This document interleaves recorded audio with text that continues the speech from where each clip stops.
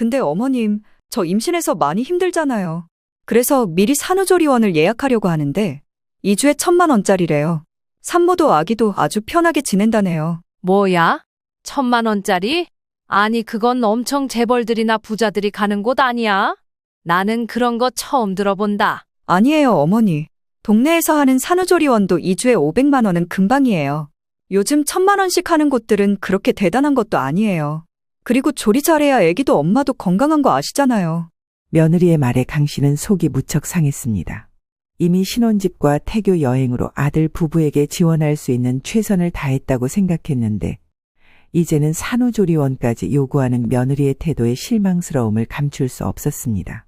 네가 말하는 고급 산후조리원이 대체 어떤 곳인지 모르겠지만 1,000만 원은 너무 큰 돈이야.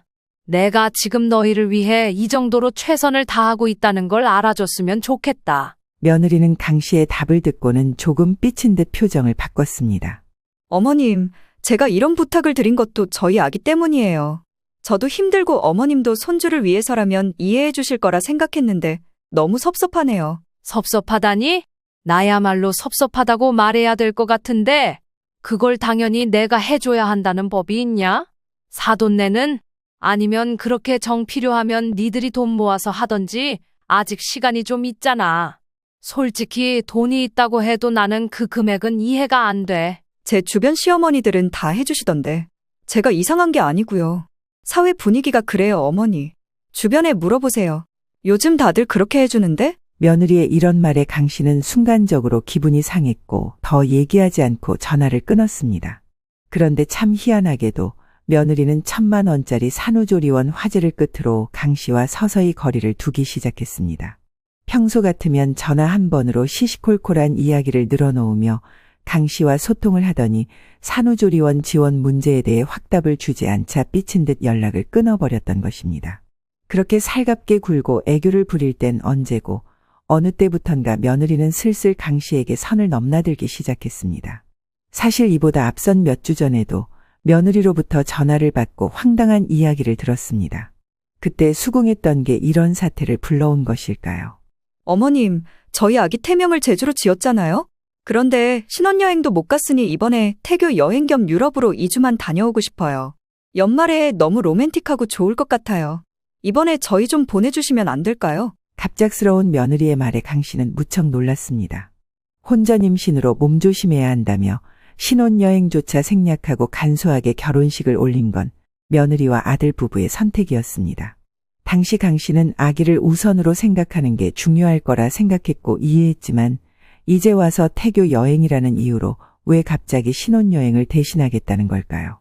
그건 지들 사정이지.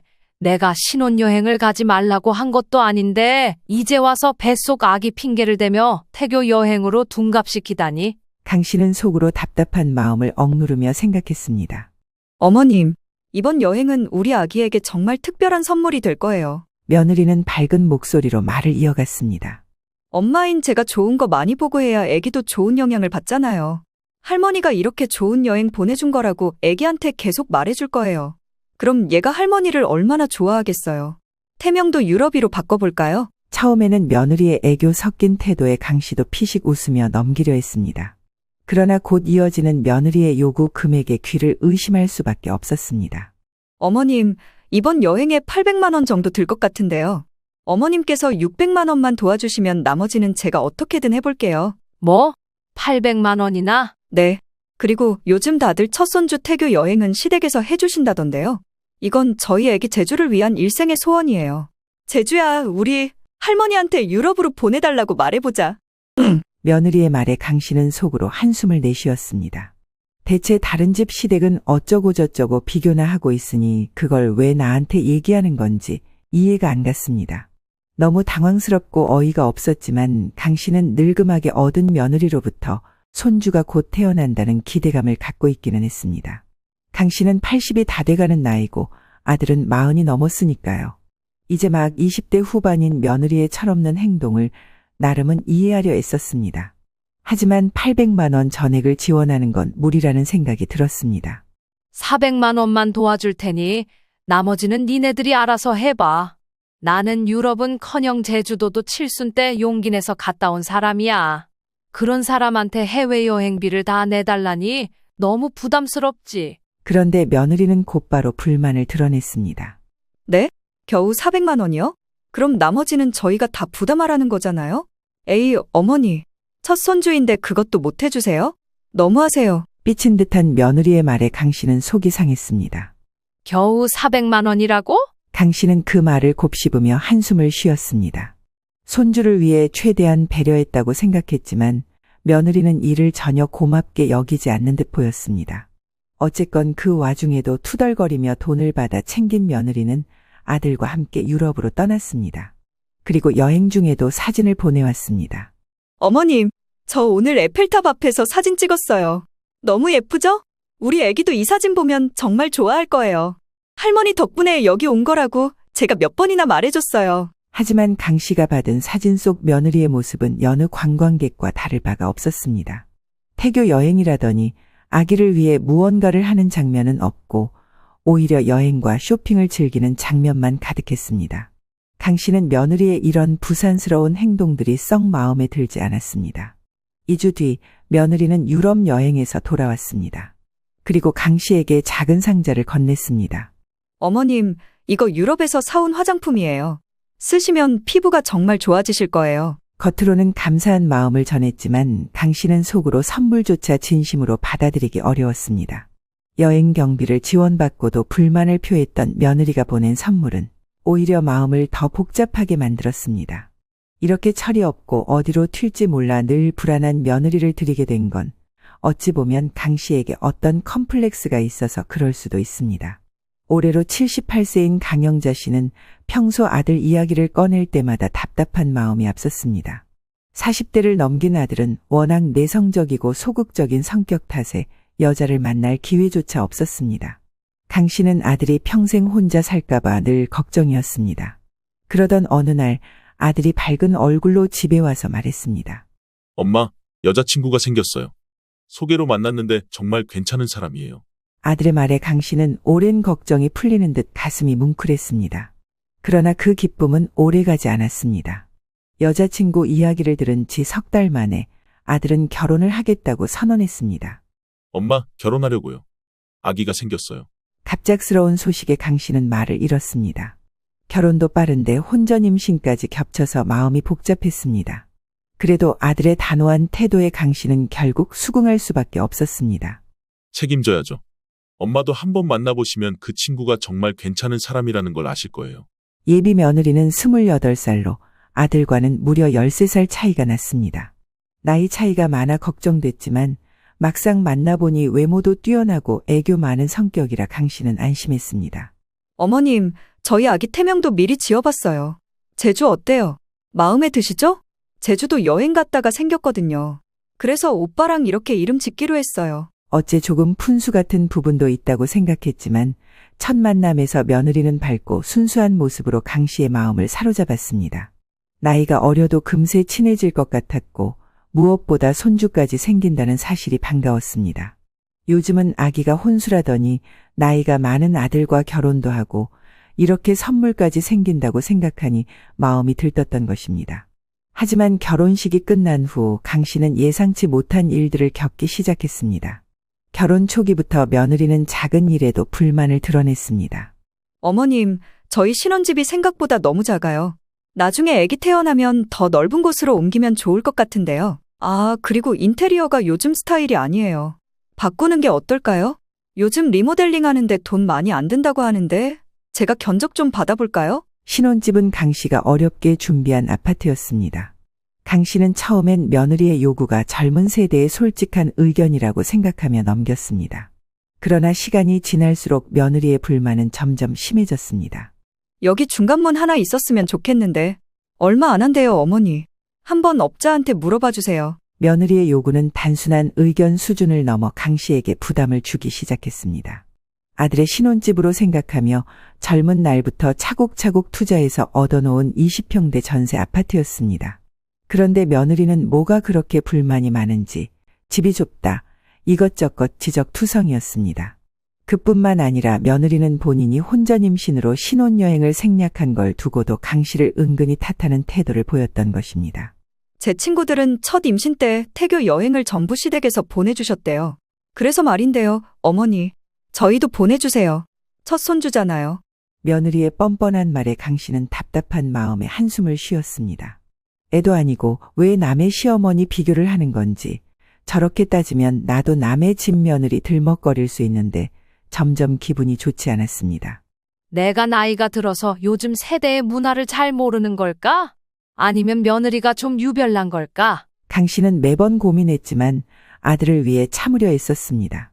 한창 아들과 나이 차이 많이 나는 며느리에 대해 단순히 세대 차이라고 생각하며 많은 것을 봐주었던 강 씨는 이번에야말로 난관에 부딪히게 되었습니다. 어느 날 며느리가 밖에서 밥을 사겠다고 하더니 뜬금없이 말을 꺼냈습니다. 근데 어머님, 저 임신해서 많이 힘들잖아요. 그래서 미리 산후조리원을 예약하려고 하는데 여기 정말 좋은 곳이 있더라고요. 2주에 1,000만 원짜리인데 아주 고급스럽대요. 강 씨는 순간 귀를 의심했습니다. 1,000만 원짜리 산후조리원이라니 그런 건 TV에서나 들어봤던 것 같았습니다. 그 정도로 며느리가 말한 금액은 상상 이상이었습니다. 이미 태교 여행으로 큰돈을 요구했던 며느리였기에 이번에도 무리한 부탁이라는 생각이 들었습니다. 뭐야? 1,000만 원짜리? 아니, 그건 엄청 재벌들이나 부자들이 가는 곳 아니야? 나는 그런 거 처음 들어본다. 강 씨는 조심스럽게 물었습니다. 하지만 며느리는 강 씨의 반응에 조금도 주저하지 않고 당당히 대답했습니다. 아니에요, 어머니. 동네에서 하는 산후조리원도 2주에 500만 원은 금방이에요. 요즘 1,000만 원씩 하는 곳들은 그렇게 대단한 것도 아니에요. 그리고 조리 잘해야 아기도 엄마도 건강한 거 아시잖아요. 며느리의 말에 강 씨는 속이 무척 상했습니다. 이미 신혼집과 태교 여행으로 아들 부부에게 지원할 수 있는 최선을 다했다고 생각했는데 이제는 산후조리원까지 요구하는 며느리의 태도에 실망스러움을 감출 수 없었습니다. 네가 말하는 고급 산후조리원이 대체 어떤 곳인지 모르겠지만 1,000만 원은 너무 큰 돈이야. 내가 지금 너희를 위해 이 정도로 최선을 다하고 있다는 걸 알아줬으면 좋겠다. 며느리는 강 씨의 답을 듣고는 조금 삐친 듯 표정을 바꿨습니다. 어머님, 제가 이런 부탁을 드린 것도 저희 아기 때문이에요. 저도 힘들고 어머님도 손주를 위해서라면 이해해 주실 거라 생각했는데 너무 섭섭하네요. 섭섭하다니? 나야말로 섭섭하다고 말해야 될 것 같은데 그걸 당연히 내가 해줘야 한다는 법이 있냐? 사돈네는? 아니면 그렇게 정 필요하면 니들이 돈 모아서 하던지 아직 시간이 좀 있잖아. 솔직히 돈이 있다고 해도 나는 그 금액은 이해가 안 돼. 제 주변 시어머니들은 다 해주시던데. 제가 이상한 게 아니고요. 사회 분위기가 그래요, 어머니. 주변에 물어보세요. 요즘 다들 그렇게 해주는데? 며느리의 이런 말에 강 씨는 순간적으로 기분이 상했고 더 얘기하지 않고 전화를 끊었습니다. 이날 며느리가 했던 말 하나하나가 강 씨의 마음속에 깊은 찝찝함을 남겼습니다. 그런데 참 희한하게도 며느리는 1,000만 원짜리 산후조리원 화제를 끝으로 강 씨와 서서히 거리를 두기 시작했습니다. 평소 같으면 전화 한 번으로 시시콜콜한 이야기를 늘어놓으며 강 씨와 소통을 하더니 산후조리원 지원 문제에 대해 확답을 주지 않자 삐친 듯 연락을 끊어버렸습니다. 강 씨는 며느리가 불편해할까봐 먼저 연락을 하려고 했지만 며느리는 강 씨의 전화를 받지 않았습니다. 아이고, 어지간히 어린 며느리 들여가지고 이렇게 눈치 보고 맘고생을 해야 하다니 뭐가 그렇게 상전이라고 이렇게 비싸게구나. 강 씨는 속으로 생각하면서도 어쨌건 임신한 며느리에게 음식을 만들어 전해주기로 했습니다. 조리원 얘기를 꺼내기 전 며느리가 워낙 강 씨의 음식을 좋아하기도 했고 감자탕을 크게 들통으로 끓여서 갖다 주기로 했기 때문입니다. 그런데 음식을 전하려고 전화를 했지만 며느리는 여전히 강 씨의 전화를 받지 않았습니다. 한 통 끓여두었는데 식어가는 감자탕을 보며 강 씨가 몇 번이고 전화를 시도하자 며느리는 결국 피곤한 목소리로 전화를 받았습니다. 어머님, 저 요즘 너무 힘들어요. 오늘도 병원에 다녀왔는데요. 감기도 심하게 걸렸고 선생님이 저보고 많이 쉬어야 되고 누워있으라고 하셨어요. 제가 요즘 너무 힘들어서 이대로는 출산도 힘들 거라네요. 자고로 아기 낳으면 좋은 데서 조리해야 한다는데 다른 거 말고 조리원 좀 다시 생각해봐 주세요. 뭐라고? 아니, 몸이 안 좋다는 거냐? 네, 그러니까 조리원은 꼭 생각해봐 주세요. 심각하게요. 아셨죠? 아니, 지금 몸이 안 좋은데 무슨 조리원부터 얘기를 하는 거야. 당장 병원부터 가야지. 지금이라도 가볼 테냐? 강 씨는 조심스럽게 며느리에게 병원에 동행하겠다고 말했습니다. 그러나 며느리는 강 씨의 제안을 단호히 거절했습니다. 아니에요, 어머니. 저 몸이 너무 힘들어서 집에서 그냥 쉬고 싶어요. 괜찮아요. 신경 쓰지 마세요. 며느리의 대답에 강 씨는 더 이상 말을 잇지 못했습니다. 그러나 며느리가 계속 몸이 안 좋다고 하니 강 씨는 마음속에 찝찝함과 걱정이 동시에 밀려왔습니다. 솔직히 말해 여러모로 당돌한 며느리가 걱정된다기보다는 그 안에 있는 아기가 걱정되는 게 사실이었습니다. 강 씨는 다음 날 아침 아들에게 전화해서 며느리가 괜찮냐고 물었습니다. 그런데 이때 강 씨는 귀를 의심할 만한 내용을 듣게 되었습니다. 뭐라고? 감기약을 먹었다고? 아니, 임신한 애가 감기약을 먹으면 어떡해? 누가 그래? 제정신이야? 그러자 아들은 어리둥절한 상태로 너무나 덤덤하게 얘기했고 이 말을 듣자마자 강 씨는 더더욱 혼란에 빠졌습니다. 감기약 먹어도 되는 거 아니야? 나는 잘 몰라서. 이 사람 말로는 어제 병원 갔더니 감기 심하게 걸려서 병원에서 약 받아왔다던데. 이 말을 듣고 깜짝 놀란 강 씨는 어쩔 줄을 몰라 발을 동동 굴렀습니다. 미쳤어, 미쳤어. 감기약을 먹으면 어떡해? 안 되겠다. 내가 확인해봐야겠다. 뭐야? 엄마 그럼 한번 확인해봐줘. 나도 무슨 소리인지 모르겠네. 그리하여 강 씨는 며느리가 다니고 있는 현재 본인 집에서 가까운 대형 산부인과로 쫓아갔습니다. 접수 데스크에 다가선 강 씨는 떨리는 목소리로 말을 꺼냈습니다. 안녕하세요. 제 며느리가 여기서 진료를 받았다고 했는데요. 임신 중인데 감기약을 처방받았다고 해서요. 너무 걱정돼서 왔습니다. 접수 직원은 강 씨를 바라보며 물었습니다. 산모분 성함이 어떻게 되시나요? 김수진이에요. 제 며느리인데요. 저희 아들이 저보고 병원에 와서 한번 확인해 보라고 했습니다. 아기한테 해가 될까봐 걱정이 되더라고요. 직원은 강 씨의 말을 듣고 컴퓨터를 조회하기 시작했습니다. 잠시 뒤 직원은 의아한 표정을 지으며 고개를 저었습니다. 죄송하지만 말씀하신 분 이름으로 산모로 등록된 기록은 없네요. 최근 진료 기록도 확인되지 않습니다. 그 말을 듣는 순간 강 씨는 속이 얼어붙는 듯한 충격을 받았습니다. 기록이 없다고요? 그럴 리가 없는데요. 분명 어제 여기서 감기약을 처방받았다고 했어요. 우리 며느리는 계속 이 병원을 다녔어요. 다시 한번 확인해 보실 수 있을까요? 직원은 다시 한번 조회했지만 결과는 같았습니다. 확인해 봤는데 해당 이름으로 산모로 등록된 기록도 없고 약 처방 기록도 없는데 감기약 처방이 꼭 나쁜 건 아니고 임산부분들 주수 따라서 달라지기는 해요. 그런데 일단 여기 기록이 없으신데요? 혹시 병원을 착각하신 건 아닌가요? 강 씨는 순간 어안이 벙벙했습니다. 아니요. 며느리가 분명히 여기라고 했어요. 감기약 얘기를 하면서 여기서 처방받았다고. 직원은 정중하게 말했습니다. 다시 확인해 봤지만 기록은 없습니다. 혹시 다른 병원에서 진료를 보신 건 아닌지 확인해 보시는 게 좋을 것 같아요. 강 씨는 병원을 나서며 한동안 멍한 상태로 서 있었습니다. 병원 기록에 며느리의 이름조차 없다는 사실에 모든 것이 거짓말이라는 의심이 강하게 들기 시작했습니다. 설마 임신 자체가 거짓말은 아니겠지라는 생각이 스쳐가면서도 그럴 리가, 그건 정말 말도 안 된다는 생각이 들었습니다. 고개를 아주 세차게 흔들어댔습니다. 그럼에도 이상한 게 한두 가지가 아니었던 것입니다.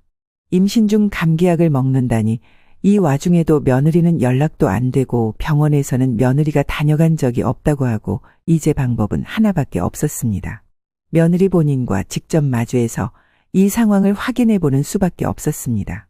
그러나 며느리에게 전화를 걸어 사실을 확인하려 했지만 여전히 연결이 되지 않았습니다. 일단 강 씨는 급한 대로 아들에게 전화를 걸었습니다. 너희가 병원 다닌다고 해서 내가 직접 확인해 봤는데 이상한 점이 있어.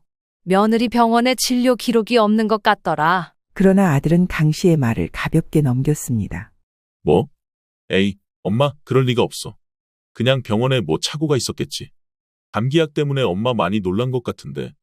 내가 일단 이따 집에 가서 다시 알아볼게요.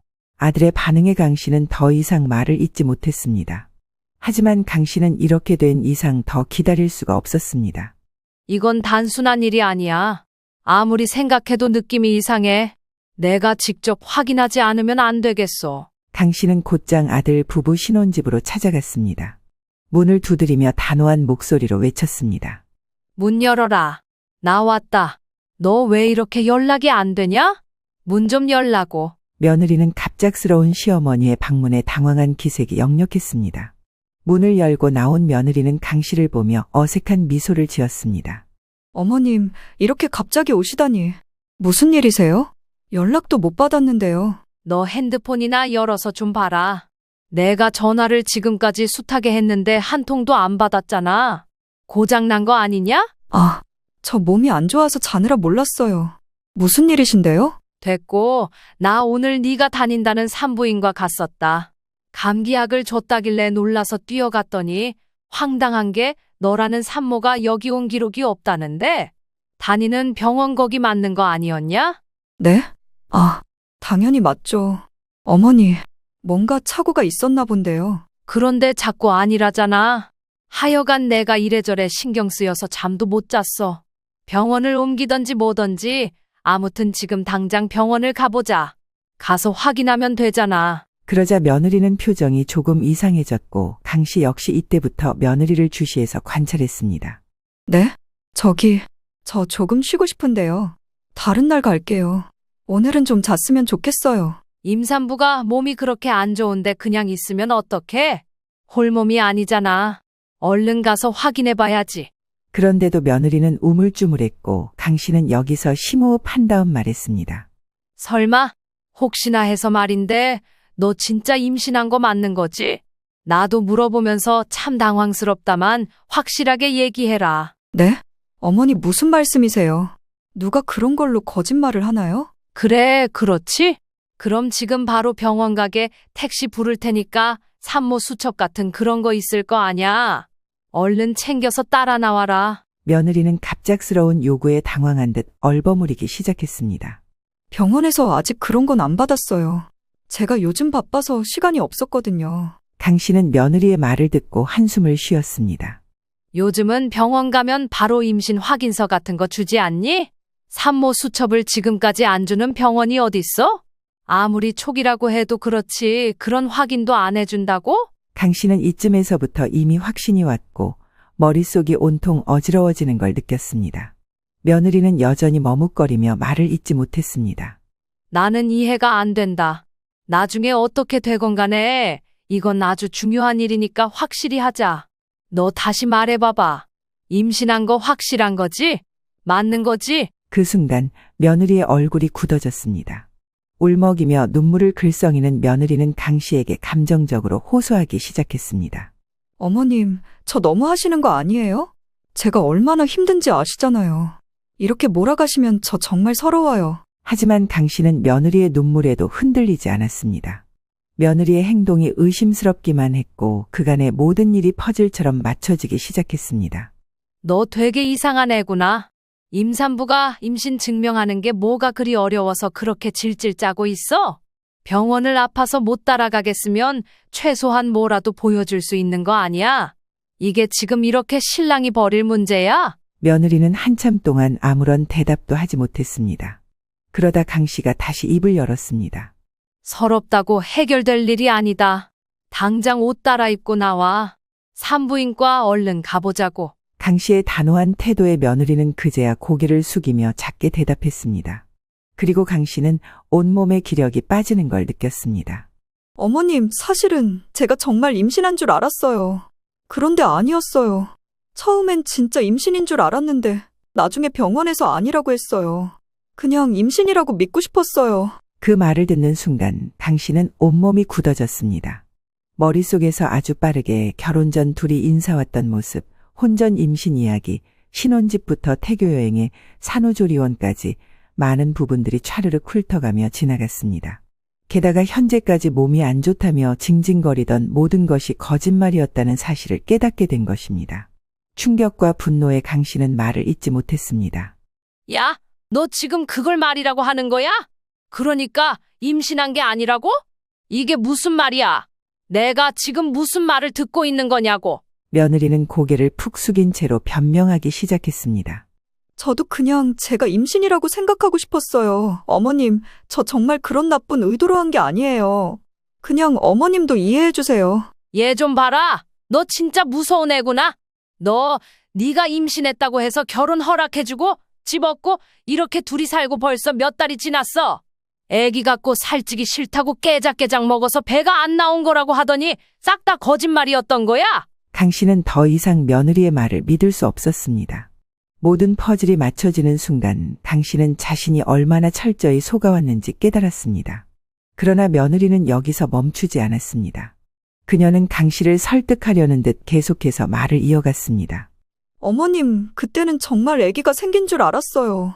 근데 나중에 결혼식 끝나고 지나보니까 아니었어서 그 뒤로 어른들 실망하실까봐 얘기 안 했던 거예요. 그리고 저야 젊으니까 어차피 아기는 곧 생길 거잖아요. 그러니까 괜찮지 않나요? 이거 진짜 맹랑한 녀석이네. 너 지금 어른을 네 손바닥에 놓고 놀리고 있는 거야? 그럼 뭐야? 태교 여행은 뭐고 1,000만 원짜리 산후조리원은 무슨 낯짝으로 요구한 건데? 며느리는 침울한 얼굴로 있다가 돌연 고개를 확 들더니 당당한 표정으로 대답했습니다. 그건 임신 준비 여행이었어요. 아기도 곧 생길지도 모르잖아요. 저도 빨리 생겼으면 했고요. 그래서 좋은 기운을 받으려고 간 거예요. 태명도 새로 유럽으로 했고 모든 게 완벽하게 준비된 거예요. 그래서 잘 다녀왔고요. 아직 임신 여부는 몰라요. 근데 몸이 이렇게 안 좋은 걸 보니 임신되지 않았을까요? 그러면서 해맑게 웃는 며느리의 헛소리에 강 씨는 이제 자신의 머리가 어떻게 돼버릴 것 같은 느낌이 들었습니다. 차라리 아기가 생기지 않은 게 낫지 않을까. 이런 며느리와는 이제 조금도 얽히기 싫어 진저리가 났습니다.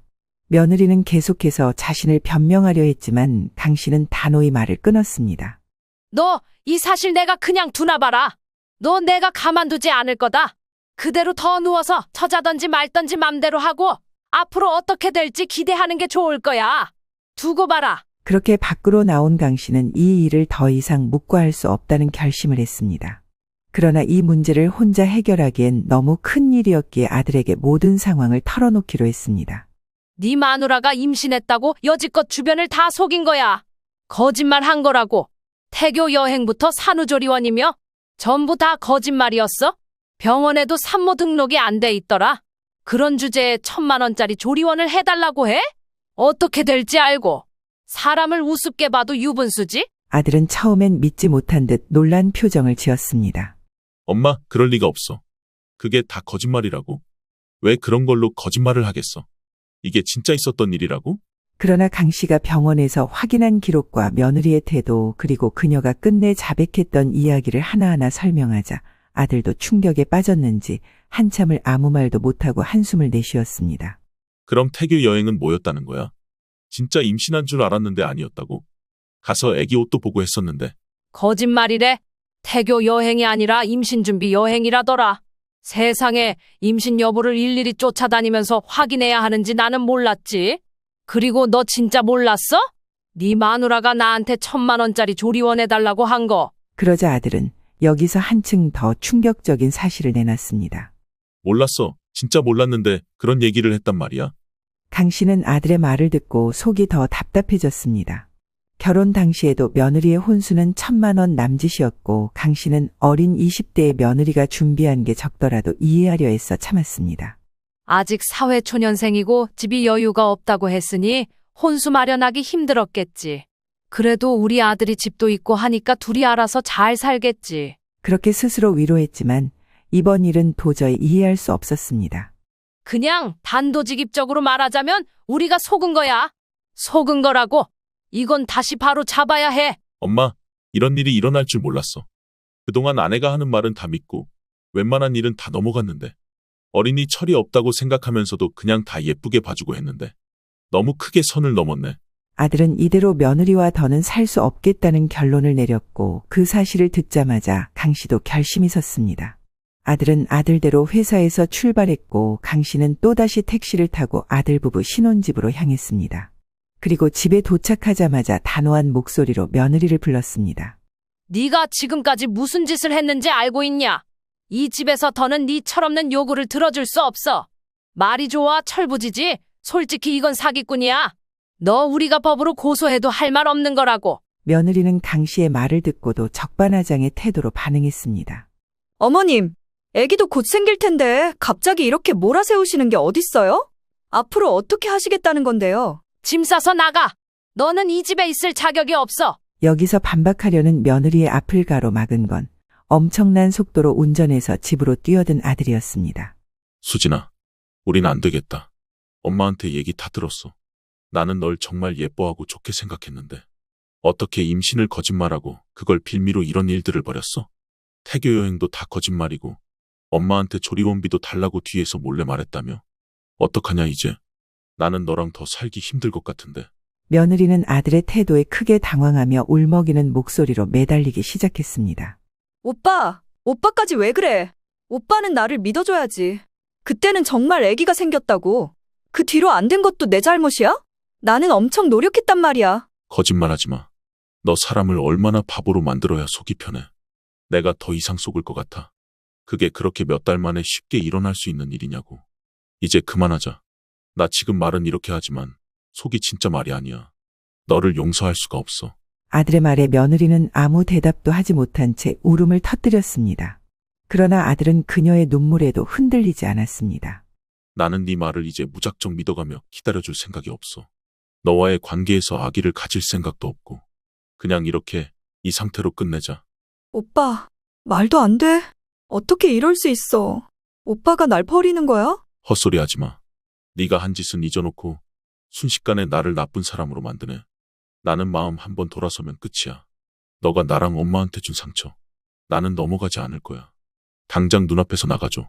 나보고 지금 나가라고? 오빠 진심이야? 오빠가 어떻게 나한테 이래? 나는 지금 더한 것도 할 수 있어. 지금 그냥 나가는 게 좋을 거야.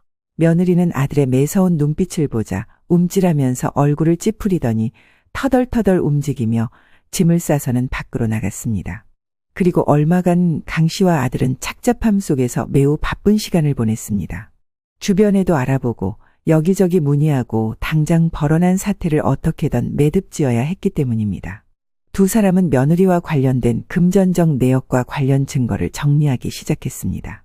강 씨는 며느리의 태교 여행 요구, 산후조리원 청구, 그리고 그동안의 모든 거짓말을 떠올리며 깊은 한숨을 내쉬었습니다. 그 와중에 며느리는 적반하장이었으니 보통 사람이 아니었습니다. 아들이 이혼에 대한 얘기를 본격적으로 꺼내자 이렇게 답변이 왔던 겁니다. 어이가 없네. 좋아. 이혼해줄게. 하지만 나도 손해본 게 있으니 그냥은 안 돼. 내가 가져왔던 혼수 1,000만 원은 그대로 돌려줘. 어차피 내 의사와 상관없이 오빠랑 어머니가 나 쫓아내는 거잖아. 그럼 받아야지. 강 씨는 그 말을 듣고 실소를 터뜨렸습니다. 정말 적반하장이 따로 없구나. 우리를 속인 태교 여행비, 산후조리원 청구, 그리고 신혼집에서 생활하며 우리에게 끼친 손해는 생각도 안 하고 혼수 1,000만 원을 달라고? 아들도 이젠 참을 수 없다는 듯 강하게 반응했습니다. 그럼 좋아. 우리도 요구하겠어. 태교 여행으로 엄마가 400만 원을 줬고 산후조리원 문제며 임신 속이고 정신적으로 끼친 손해가 엄청나거든. 거기에 신혼집에서 생활하며 쓴 것까지 모두 청구할 거야. 이거 다 합하면 너만 손해야. 너만 탈탈 털린다고. 이후로 강 씨와 아들은 변호사와 상담하기 위해 모든 증거 자료를 준비했습니다. 송금 내역, 문자 대화, 병원 기록, 그리고 며느리가 직접 했던 자백까지 꼼꼼히 정리하며 앞으로의 법적 대응에 만반의 준비를 했습니다. 엄마, 나도 여기까지 올 줄은 몰랐지만 이제는 우리를 속인 대가를 치르게 해야 한다고 생각해. 그냥 넘어가면 안 될 것 같아. 아들은 강 씨에게 단호히 말했습니다. 강 씨는 아들을 바라보며 조용히 고개를 끄덕였습니다. 그래. 그나마 네가 정신 똑바로 차리고 결심해줘서 다행이야. 이거 참, 자식 하나 장가 보내려다가 말짱이 눈 뜨고 이런 일까지 당할 뻔했구나. 엄마, 나는 이제 그냥 다 회의적이야. 결혼이고 뭐고 그냥 혼자 사는 게 낫겠다. 다 진저리가 나네. 그렇게 말할 게 뭐가 있어.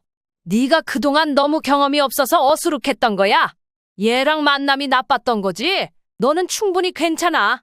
이 일 잘 매듭짓고 천천히 생각해. 아들은 이 사건에 대해 충격이 컸던지 스스로를 자책하려고 했고 강 씨는 그 부분에서 아들을 더 격려하고 위로했습니다. 그런데 아직도 끝나지 않은 충격적인 사실이 있었으니 이날은 정말 아들과 강 씨 둘 다 소름이 쫙 돋아올랐습니다. 결혼에 대해서 아들에게 너무 좌절말라고 등을 두들겼지만 이 일만큼은 강 씨도 멀쩡히 대처하기 힘들었습니다. 왜냐하면 며느리는 단순히 철없고 어수룩한 사람이 아니라 이미 이런 일을 딴 데서도 벌인 적이 있는 소위 사기꾼과 같은 인물이었던 것입니다. 다음 날 강 씨와 아들은 변호사를 찾아가 증거 자료를 제출하며 상담을 받았습니다. 변호사는 강 씨와 아들이 준비한 자료를 살펴본 뒤 고개를 끄덕이며 말을 이어갔습니다. 충분히 법적 대응이 가능합니다. 그런데 며느리분의 이름으로 조회한 결과 이전에도 비슷한 소송 기록이 있네요. 강 씨와 아들은 그 말을 듣고 깜짝 놀랐습니다. 비슷한 소송 기록이라뇨? 무슨 말씀이세요? 변호사는 차분히 설명을 이어갔습니다. 며느리분께서 이전에도 임신을 핑계로 금전적 요구를 하다가 문제가 생겨 소송을 당한 적이 있습니다. 당시에는 합의금을 지급하고 사건을 마무리한 것으로 보입니다. 대부분 이런 경우 이혼하고 합의금 얼마 내고 끝이고 인연이 끊기기만을 바라는 게 최선인 경우가 있어 가볍게 지나갔을 수도 있겠네요. 강 씨는 그 말을 듣는 순간 며느리가 단순히 철이 없는 행동을 한 것이 아니라 의도적으로 사람들을 속이는 행동을 반복해왔다는 사실에 충격을 받았습니다. 그러니까 우리만 속은 게 아니라는 말씀이군요. 이미 다른 사람들도 피해를 봤다는 거네요. 네. 이 사건은 단순한 가정 문제를 넘어선 사기죄로 볼 수도 있습니다. 법적 조치를 취하면 이전 기록과 결합해 더 강력한 대응이 가능할 거예요. 이후 강 씨와 아들은 상담을 충분히 받아 본인들이 입은 피해를 종합해 법적 조치를 취했습니다. 며느리는 이전에 있었던 사건처럼 적당히 빠져나가려고 했던 것 같지만 이래저래 발목이 잡히기 시작하니 그제서 현실을 깨달은 듯했습니다. 그렇게 바락바락 따지고 들면서 본인도 손해를 입었다며 같이 고소를 하겠다고 할 땐 언제고 본인이 혼수로 가져왔던 가전과 가구들은 그대로 둔 채 아무런 연락도 하지 않는 것입니다. 아마 더 연락을 하고 얽혔다간 더 추궁당할 거라고 여겼던 것 같습니다. 며칠 뒤 아들은 며느리에게 혼수에 대한 정리를 하겠다며 연락을 시도했습니다. 네가 갖고 온 혼수가전들 싹 다 팔아서 현금화해서 내가 가진다. 이후로도 너한테 배상하라고 요구할 거 많으니까 돈 한 푼이라도 아끼고 싶으면 이건 내가 정리하게 냅둬. 그러나 며느리는 답변조차 하지 않았고 결국 강 씨와 아들은 더 이상 기다릴 필요가 없다고 판단했습니다. 아들은 혼수로 남겨진 물건들을 정리하기 위해 중고업체를 불렀고 모든 물건을 처분해 금액을 챙겼습니다. 예상보다 많은 금액은 아니었지만 강 씨는 그래도 이렇게라도 손해를 메운 게 다행이라며 스스로를 위로했습니다. 이제 남아있는 신혼집은 아들이 이후에 투자 목적으로 세를 주기로 결정했고 현재는 강 씨와 함께 살며 새로운 시작을 준비하고 있습니다. 엄마, 뭔가 원점으로 돌아왔네요. 허탈하시진 않아요. 저는 괜찮으니까 엄마도 너무 마음 쓰지 마세요. 그래도 받을 거 다 돌려받고 배상받고 했으니까요. 이제 좀 한숨 놓으시고 제 앞길도 천천히 생각해 볼게요. 강 씨는 아들의 말을 들으며 깊은 한숨을 내쉬었지만 한편으로는 마음 한구석에서 안도감이 들었습니다. 그래, 지금이라도 정리돼서 다행이다. 큰일 겪었고 앞으로 좋은 일도 있겠지. 이제 조금은 마음의 여유를 갖고 살아보자. 그렇게 강 씨와 아들은 며느리로부터 받은 상처를 정리하며 새로운 삶을 시작했습니다. 며느리는 이후로 충분한 처벌을 받았고 배상받을 것도 다 해결되었으니까요. 그럼에도 강 씨는 그간 인생을 알 만큼 안다고 생각했는데 어째 살면 살수록 더 모르는 일투성이라고 생각했습니다. 그럼에도 늘 언제 어디서건 해결할 길은 있다고 출구는 있다고 생각하며 이제 마음을 편히 가지기로 다짐했습니다.